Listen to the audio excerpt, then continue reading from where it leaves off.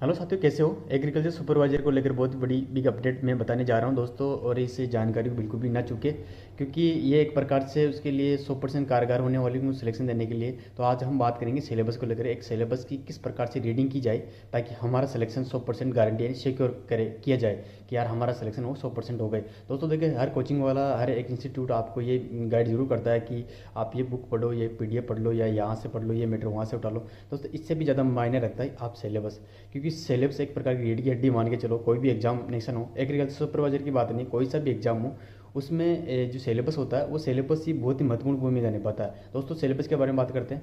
तो पहले बात करते हैं सिलेबस की। आप कम से कम 3 प्रतियाँ निकाल लो। एक प्रति निकाल के आप घर पे, अगर घर पे जाते हो तो घर पे रखो उसको। अगर आप एक लाइब्रेरी में जाते हो, एक लाइब्रेरी में डाल दो। एक आप रूम पे आते हो, एक रूम पे दीवार पे चिपका दो, या कहीं पे भी आप लगा दो उसको। दोस्तों इसके बाद में आप सिलेबस को कम से कम 3 या 4 बार अच्छे से पढ़े, ताकि आपको इतना नॉलेज हो जाएगी यार इसमें कौन कौन से टॉपिक है, कौन कौन से टॉपिक नहीं है, किस किस टॉपिक को हमें ज़्यादा प्राथमिकता देनी चाहिए, किस टॉपिक को हमें ज़्यादा टाइम देना चाहिए। तो ये चीज़ आपको शेयर होनी चाहिए। दूसरी बात है, आप सिलेबस को कैसे डिवाइड करते हो। जैसे मैं कहता हूँ कि आपके पास हिंदी है, तो हिंदी को आप कितने भाग में बांटते हो आपके हिसाब से। एक भाग में, हाँ यार हिंदी है तो हिंदी पूरा पढ़ लो। नहीं दोस्तों, कम से कम हिंदी को आप 3 पार्टों में डिवाइड कर दो। बिल्कुल मीडियम, लो और हाई, तीनों भाग में डिवाइड कर दो। उसके बाद में आप चलो, अगर इसमें जीके के अंदर चले हो, जीके का पार्ट कम से कम आप 6 भागों में डिवाइड करना दोस्तों।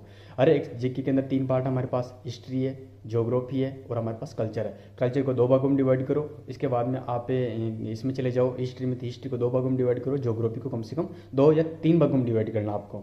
दोस्तों मैं कह रहा हूँ, अरे इसके अंदर फिर उस टॉपिक को ढूंढो कि यार कौन सा टॉपिक हमारा वीक है, कौन सा हमारा स्ट्रॉन्ग है, और कौन सा हमारा लो कैटेगरी है, जिसमें क्वेश्चन आने की 10% भी का भी कम चांसेस रहता है। हालांकि छोड़ना बिल्कुल भी नहीं है। दोस्तों इसका आगे निकलते हैं।